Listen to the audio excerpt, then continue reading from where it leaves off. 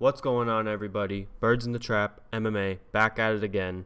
And as you can see today, I have a UFC referee tier list video. Okay, this is just going over who makes the best and worst calls, and we're going to be ranking them in a tier list system. But before we get into that completely, I just want to say thank you for the support on my last video. I finally got a hit, guys.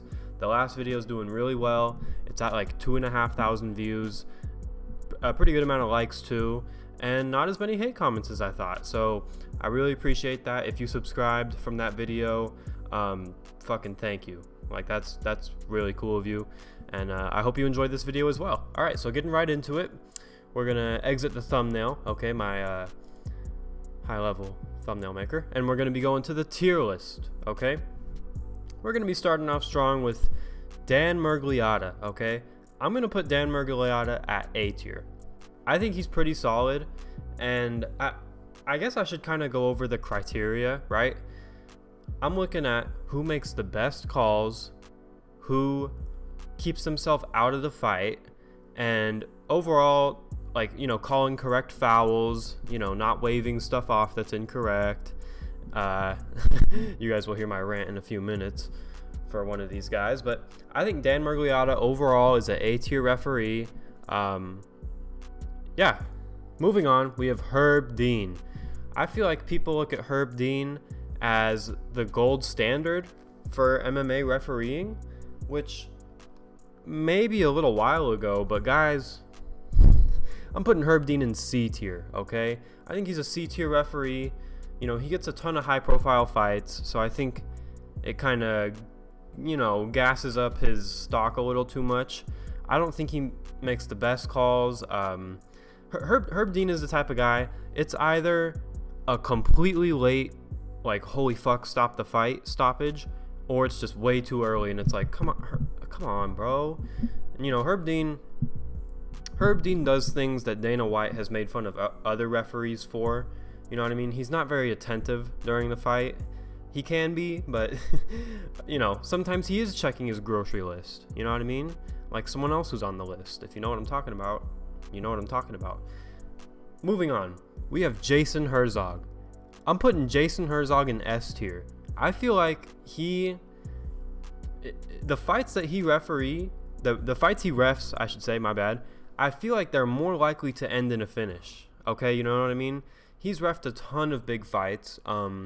He refed Masvidal and Askren, and that fight made me kind of realize, like, this guy gets all the KOs, you know what I mean? I feel like it's very rare that you see him holding up the hand in a decision, you know what I mean? It's usually a KO. And he's also pretty not controversial, you know what I mean? Generally pretty good calls, and when he's reffing, I'm happy, you know what I mean? Moving on, guys.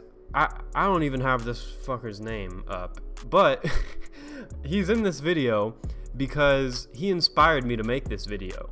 This guy refed UFC Paris, okay? He refed the fight. You know what? Let's just figure it out, okay? UFC stats. He refed the fight that was ended with a groin shot. And if you know what I'm talking about, it was on the Gon and Spivak card. Here we go. William Gomes and Giannis Gamori. Okay, if you guys remember this fight, what's this guy's name? Loik Pora. Okay, you know what I mean? He's not a high profile referee. You know, I think he's like a French local athletic commission guy. The only reason he's in this video is because of this fight. Kick to body at distance. That's what it says here on the record book, okay? This fucker William Gomes literally groin shotted this guy, and whether you feel like it was a groin shot or not, it shouldn't have been waved off, you know what I mean? Maybe just review the footage, but you know, it was like a groin shot, and then like the guy like crunched up and then turned away, and then, you know, the referee Loik Pora, he was like, move fighter, as the fighter was standing there expecting a pause, and then he just waves the fight off. So for that alone, it inspired me to make this video. He's going in the D tier, okay? Moving on rapidly, we've got John McCarthy.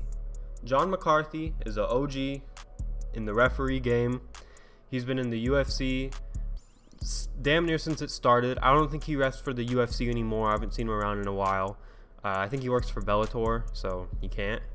But John McCarthy, you know, he's made some good calls. He refed some big fights. I think he refed both of McGregor's title fights, Aldo and Alvarez. So he's pretty popular, and I feel like most casual MMA fans would tell you that they'd be able to tell you who John McCarthy is. Well, maybe not casuals. Yeah, I take that back, actually. But John McCarthy, I'm putting him in A tier, okay?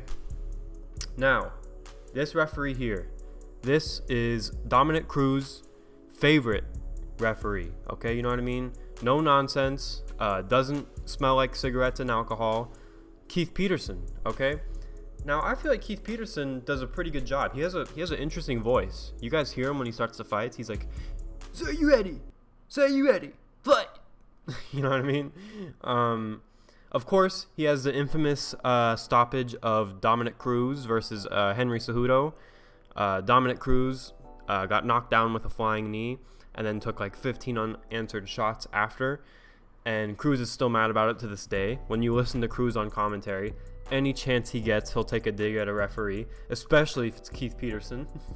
So Dominic Cruz is still salty about that. But Dominic Cruz, why'd you get dropped and then hit so many times? Like, you can be mad at him, but, you know, why? Like, me personally, Henry Cejudo, I don't think I'd let that happen. You know what I mean? So I don't think he's absolutely horrible, but I would say in terms of, like, bad calls, he is above Herb Dean, but I'm keeping him at B tier comfortably, okay? Mark Goddard, okay? I'll just get straight into it. I'm putting Mark Goddard at A tier. Why am I putting Mark Goddard at A tier? I think he kind of inserts himself in the fight a little too much. You know what I mean? Like, I'm not saying he makes it all about him, like, oh, it's the Mark Goddard show.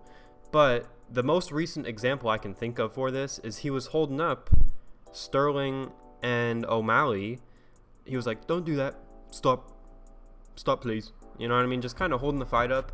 And, you know, I'm not saying he intentionally does this to get some airtime, but, you know, sometimes it feels like he intentionally does that to get some airtime. He most recently refereed Strickland versus Adesanya, and I thought he was going to stop it because he actually stopped Alex Pereira, and Adesanya won. He was the reason it was a standing TKO. And that's ultimately why he's an A tier, guys. Because if Mark Goddard didn't stop the fight, we would have seen Alex Pereira lay Adesanya out. And if you guys know anything about me or this channel, we are not Adesanya fans over here. Openly, we hate him. Especially now. That motherfucker got caught for drunk driving, which is ridiculous. But I'm sure you've all heard of that. So anyways, due to the UFC 281 main event stoppage, Alex Pereira, Israel Adesanya, we're keeping him at A tier because we didn't get to see Adesanya's body go out cold. Mark Smith, okay? Mark Smith, I feel like is a better version of Herb Dean, so I'm going to put him comfortably in the B tier, okay? Now, here's why, okay? I think he's very attentive during fights, and he's pretty quick to stop it when it needs to be stopped. I can't think of like a horrible stoppage with Mark Smith, but I can think of 2 DQs that were under Mark Smith. And I'm not saying that that's his fault, but I think definitely one of them should have been a no contest. He was the ref for Petr Yan and Aljo 1, where it was a DQ for Aljo. I'm not saying that should have been a no contest, but I mean, I think Mark Smith, his influence on Aljo kind of made Aljo play it up to be more than it was and kind of resulted in him being the champion. So I don't think Mark Smith should have even talked to Aljo or talked near Aljo, because I think Aljo heard, if you can't get up, it's going to be a DQ. And Aljo heard that and was like, "Oh no." You guys know the story.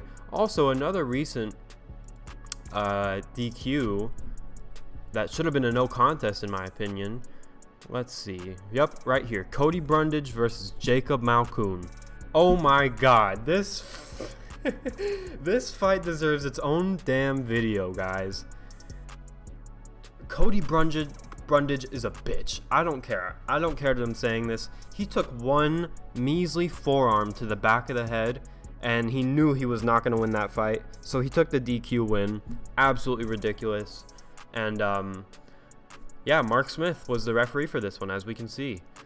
Another one that I would be more willing to say is a no contest. I think Mark Smith kind of gives the fighter a little too much room to breathe and think about taking the DQ. You know what I mean?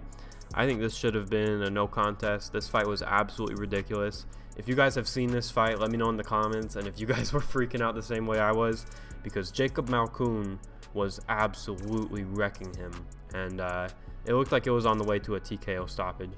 So yeah.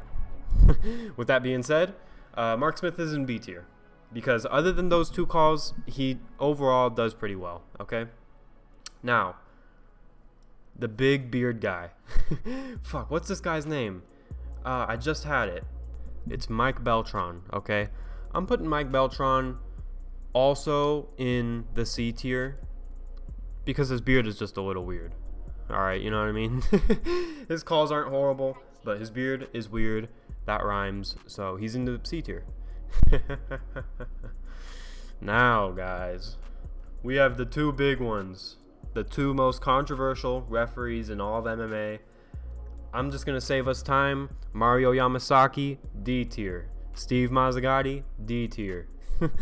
And, I mean, I don't think you can blame me for that, because these guys, if you guys know the history of these guys, I've seen a whole documentary going over all of these guys' fouls. If you know, you know. These guys are simply kind of the worst in the business. I don't want to shit on them too hard, because at the end of the day, these are guys' jobs and they are really trying. But you know what I'm saying. These guys are D tier referees. You know what? If we even had, can I make another tier right here, right now? I don't think so. If I could make F tier, they would be in the F tier. Nothing personal, just horrible calls. Alright, and guys, that is the end of the tier list. If you're gonna comment like, hey, you forgot a referee, you forgot so-and-so that did this fight from so-and-so. Look, I just found the major ones that I could find on Google, and then also this guy, okay? If I can find enough referees that do high-profile UFC fights that I forgot about, I will make a part 2 and include all of them. And yeah, it'll be good. All right, so comment if I missed a high profile referee. I think I got all of them, but you know, I'm open to being wrong. All right, so with that being said, guys, thank you for the support on the last video. Let's carry that momentum over to this video. All right, I appreciate you all watching. Have a great day. Don't forget to like and subscribe.